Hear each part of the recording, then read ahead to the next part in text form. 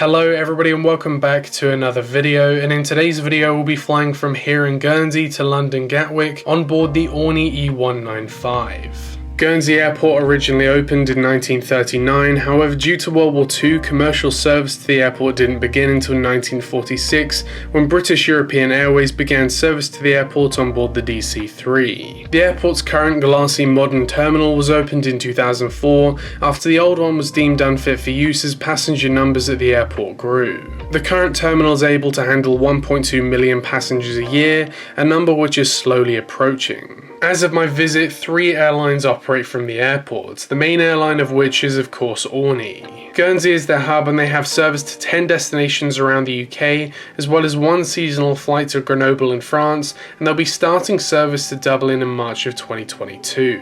As well as Aurigny, Blue Islands fly to Jersey, Southampton and Malaga, and British Airways City Flyer had service to both London City and Edinburgh, but these flights ended shortly after my stay here. The airside portion of the terminal is small with a waiting area and small cafe, but not long after that we began the boarding process. The aircraft we'll be taking today is Golf November Sierra Echo Yankee. This is Aurigny's one and only E195. The Embraer 195 is the largest civilian aircraft Embraer build and is also the rarest type in the E-Jet family, with only 172 of the type being built. This is in comparison to the 191 E170s, the 565 E190s, and the 668 E175s that are in operation all around the world. The E195 and E190 look very similar, and all in all there's not a lot of difference. The overall profile of the aircraft are the same, but the E195 is 2 meters longer and seats 16 extra passengers. Some airlines use that extra room for a multi-class layout,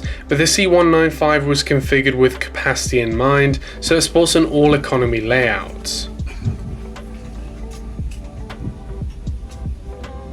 The seat features 76 centimeters of legroom, a seat back pocket, and a tray table. But shortly after that, we began our pushback and taxi out to runway 09.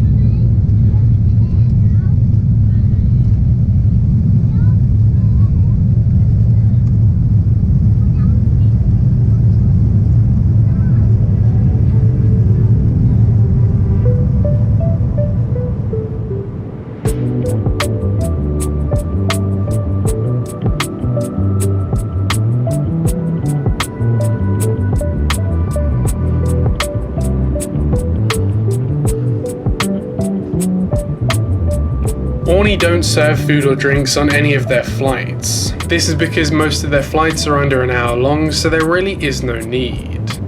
But you may be wondering how this regional airline ended up with this lonely E195. Well, to find that out, you have to go all the way back to 2014. In 2014, Flybe were dominating the UK regional market with hubs at almost every major British airport, including Guernsey. This meant that both Flybe and Aurigny were competing for UK routes, But good news came their way when Flybe announced that they would be dropping their Guernsey to Gatwick route. Because of this, Aurigny had to fly a much higher load of passengers to Gatwick, and the airline's existing ATR aircraft couldn't even seat 100 passengers. So they needed one new high-capacity aircraft to operate the route, and so they bought the Embraer 195. There's been occasions where the E195 is flown into Manchester and Southampton if demand hits a certain level, but 99% of the time this one E195 will fly backwards and forwards between Guernsey and Gatwick up to 10 times a day. But not long after that, we began a descent into Gatwick and we'll be landing today using runway 08 right.